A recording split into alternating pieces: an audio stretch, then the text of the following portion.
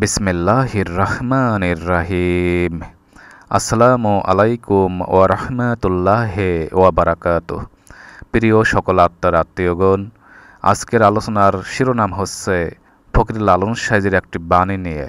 ফকির লালন সাইজি তার বাণীতে বলেছেন, যেদিনে সাই হিসাব নেবে আগুন পানির তুফান হবে। এই কথাগুলোর মধ্যে ব্যাপক রহস্য লুকিয়ে আছে। এই বিষয়টি নিয়ে কিছু কথা বলার চেষ্টা করব।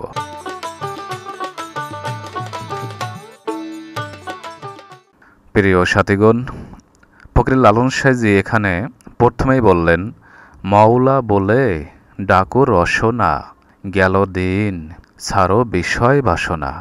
অর্থাৎ মাওলাকে ডাকতে বলেছেন তিনি রসনার মাধ্যমে। রসনা কি? রসনা মানে আমরা বুঝি জিহ্বাকে রসনা বলা হয়। এই জিহ্বা দেহের একটি অংশ। এই জিহ্বার কাজ কি? তার কাজ হচ্ছে দেহ থেকে বিভিন্ন কোষ থেকে রস নিঃসৃত করে জিহ্বাকে রসালো করে রাখা। আর জিহ্বা রসালো থাকে বলেই আমরা বেঁচে থাকতে পারি, কথা বলতে পারি, আমাদের দেহটা সুস্থ থাকে। জিহ্বা শুকনো থাকলে কোনো মানুষই বেঁচে থাকতে পারত না।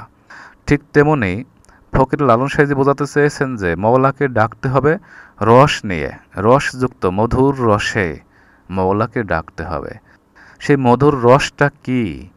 এই বিষয়টি হচ্ছে এরকম, যেমন আমরা যখন ইবাদতে বসি, ইবাদত করার পূর্বে কি করি? শরীরের বিভিন্ন বাহিরের লেগে থাকা ময়লা, ধুলাবালি বা নোংরা কোনো বস্তু যাতে না থাকে তার জন্য আমরা গোসল করি, তারপরে ওযু করি, তারপরে ইবাদতে বসি। এটা হচ্ছে দেহের বাহিরের অঙ্গগুলো পরিষ্কার পরিচ্ছন্নতার মাধ্যমে ইবাদতে বসা হয়। কিন্তু ফকির লালন সাইজি বোঝাতে চেয়েছেন যে মধুর রসে আল্লাহকে ডাকো। তিনি বলে দিয়েছেন, ছাড়ো বিষয় বাসনা। অর্থাৎ মনের ময়লাকে পরিষ্কার করে তারপরে ইবাদত করতে তিনি বলেছেন। মনের ময়লা কি? মনের ময়লা হচ্ছে বিষয় বাসনা, লোভ লালসা, দুনিয়ার কামনা বাসনা, দুনিয়ার সকল অর্থ সম্পদ, ভোগ বিলাসিতা, এইসবের প্রতি মনকে ডুবিয়ে রাখাই হচ্ছে বিষয় বাসনা।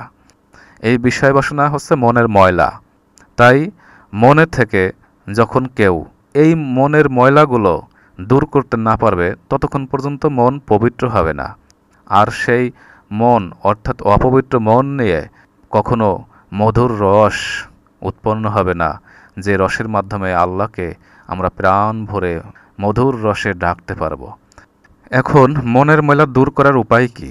মনের ময়লা দূর করার উপায় হচ্ছে যে একজন কামেল চৈতন্য মুর্শিদের মাধ্যমে তালিম নিয়ে দমের ঘরের কাজ করা।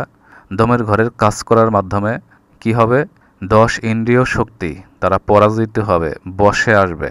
সেই 10 ইন্দ্রিয় শক্তিকে জয় করতে হবে। যেমন চক্ষু, কর্ণ, নাসিকা, জিহ্বা, ত্বক, হস্তপদ, লিঙ্গ, গুজ্জ, মুখ। এই 10টি ইন্দ্রিয় মানুষকে ধোঁকা দেয়, মানুষকে ধোঁকা দিয়ে কুপথে পরিচালিত করে এবং মানুষ এই 10 ইন্দ্রিয়র কাছে পরাজিত হয়। আর যারা চতুর মানুষ, রসিক মানুষ, যারা সাধনা করেন, কঠোর বন্দেগী করেন, তাদের নিকটে 10 ইন্দ্রিয় বশীভূত হয়। কিভাবে? যেমন আমরা চোখের দ্বারা মনকে অপবিত্র করে রাখি। চোখ দ্বারা যখন আমরা কোনো খারাপ কিছু দেখি, সেই খারাপ কিছুটা মনের কাছে পৌঁছে দেই, মন সেটাকে নিয়ে লালিত পালিত করতে থাকে, মনটা অপবিত্র হয়ে গেল।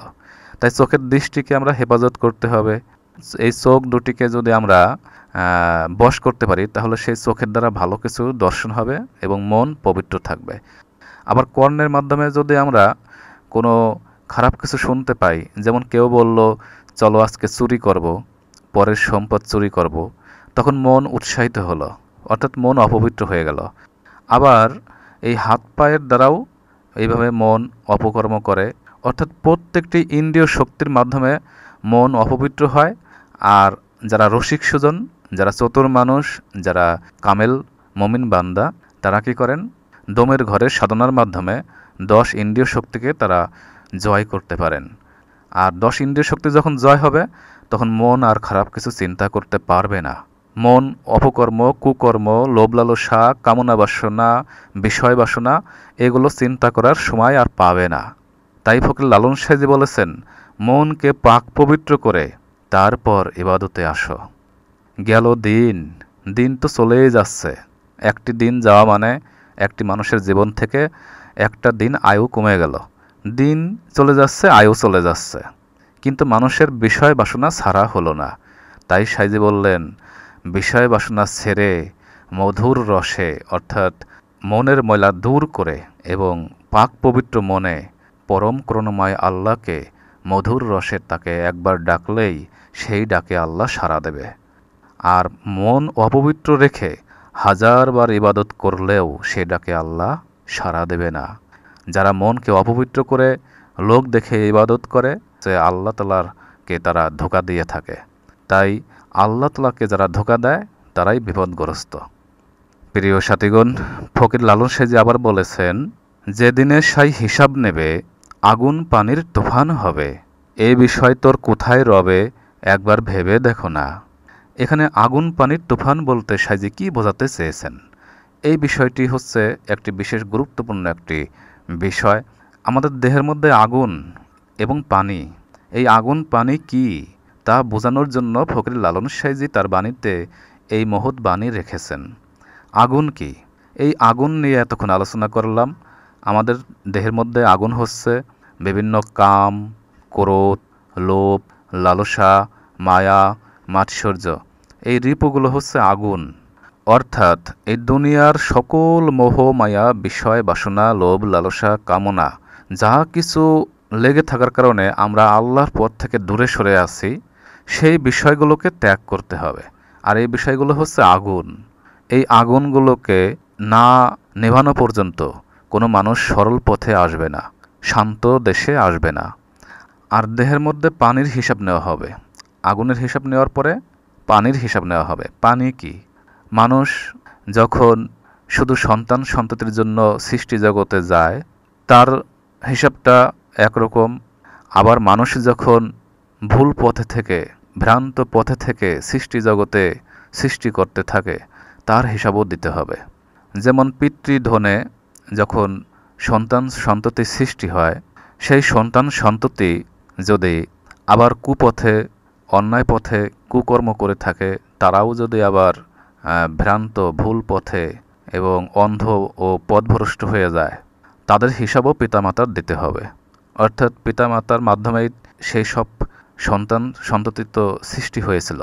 সেই সন্তান সন্ততি যদি তারা ভুল পথে পথভ্রষ্ট হয়, অন্যায় পথে আবার সৃষ্টি জগতে তারা জালের মতো বিস্তার ঘটায়, তাহলে তার হিসাবও পিতামাতাকে দিতে হবে। এবং সন্তান সন্ততি ছাড়াও যখন সৃষ্টি জগতে মানুষ বিভিন্নভাবে সৃজন করে থাকে, তারও হিসাব নিকাশ দিতে হবে। এই আগুন পানির হিসাব তখন বিচার দিবসে আল্লাহ পাক নেবেন, এবং তার হিসাব যদি পূর্ণ হয় তাহলে সে মুক্তি পেয়ে যাবে। আর সেই হিসাবটা যাদের অপকর্মের মধ্যে যারা ছিল, সেই পাপের ভাগ তাদেরকে সেদিন ভোগ করতে হবে। আর এই কারণেই আগুন পানির তুফানে সেদিন মানুষ, অধিকাংশ মানুষই সেই আগুন পানির তুফানে সেদিন ধরা পড়ে যাবে। তাদেরকে আবার শাস্তি দেওয়া হবে, কঠোর শাস্তি। এভাবে মানুষ শাস্তি পাচ্ছে। মানুষ এভাবে বারবার মৃত্যুর কোলে ঢলে পড়ছে। জন্ম মৃত্যুর কোলে তারা আবার ঘুরতে থাকছে। তাই পবিত্র কোরআনের মধ্যে সূরা বাকারার 154 নম্বর আয়াতে বলা হয়েছিল, যারা আল্লাহর পথে নিহত তাদেরকে তোমরা মৃত্যু বলো না, বরং তারা জীবিত। অর্থাৎ যারা আল্লাহ তাআলার পথে যারা নিজেকে উৎসর্গ করবে, নিজেকে বিলীন করবে, তাদেরকে তোমরা মৃত্যু বলো না, তারা জীবিত। আর যারা আল্লাহর পথে নিহত নয়, উৎসর্গ হয়নি, তারা বারবার মৃত্যুর, জন্ম মৃত্যুর মধ্যে তারা হাবুডুবু খাবে। আর যারা আল্লাহর পথে, সৎ পথে, সরল পথে জীবনযাপন করে, সত্য পথে জীবনযাপন করে আগুন পানিকে সঠিক পথে তারা ব্যয় করেছে, তারা জীবিত, চিরজীবিত, তাদের কোনো ভয় নেই। প্রিয় সাথীগণ, পরিশেষে ছোট্ট একটি কথা বলে আজকে রেখে দেব, তা হলো, আমরা যখন মাছ ধরার জন্য যে খেপলা জাল নিক্ষেপ করি, সেই জালের মতো প্রতিটি মানুষ বংশ বিস্তার করার মাধ্যমে তারা এই সৃষ্টি জগতে বন্দী হয়ে গেছে। সেখান থেকে বেরিয়ে আসা সামান্য কর্মের মাধ্যমে হবে না, কঠোর সাধনার মাধ্যমে নিজেকে আলাদা করে মুক্ত করতে হবে। এই সৃষ্টি জগৎ, আল্লাহ পাক যেমন সকল কিছু সৃষ্টি করেছেন সৃষ্টি জগতের মধ্যে, আবার পিতৃধনে অনেক কিছু সৃষ্টি হয়। সেই সৃষ্টিগুলোর হিসাব নিকাশ আল্লাহর কাছে দিতে হবে। তাই একটি সুসন্তান জন্ম দেওয়ার কারণে পিতামাতা সহ তার পূর্বপুরুষ জান্নাত লাভ করতে পারে, আবার একটি কুসন্তান জন্মের কারণে পিতামাতা সহ তার পূর্বপুরুষ যারা সৃষ্টি জগতের মধ্যে জড়িত ছিল তারা সবাই জাহান্নামে যাবে। তাই সন্তান অন্যায় করলে তাকে কেউ গালি দিলে সর্বপ্রথম পিতামাতাকেই গালি দেয়। তাই পিতামাতা একটি সুসন্তান জন্ম দেওয়ার কারণে তার অতীত বর্তমান সকল গুনাহ তারা মাপ পেয়ে যেতে পারে। আল্লাহ তাআলা ক্ষমাশীল, দয়ালু। আবার একজন কুসন্তান জন্ম দেওয়ার কারণে পিতামাতা আর মুক্তি পাবে না। পিতামাতাও তার কর্মের ভাগ বিচার দিবসে ধরা পড়ে যাবে, কঠোর শাস্তি তাকে পেতে হবে। তাই সন্তান সন্ততি জন্ম দিতে হলে পিতামাতাকে অনেক হিসাব নিকাশ করে আল্লাহ তাআলার রাস্তায় নিজেকে নিয়োজিত রেখে তারপর একজন মুর্শিদের নিকট থেকে তালিম নিয়ে আমল বন্দেগী করার মাধ্যমে পিতামাতার উচিত একজন সুসন্তান জন্ম দেওয়া। তাহলে সেই সন্তানের মাধ্যমে পিতামাতাও জান্নাতবাসী হয়ে যেতে পারে। আল্লাহ পাক পরম করুণাময় ও অসীম দয়ালু। সবাই সুস্থ থাকুন, ভালো থাকুন।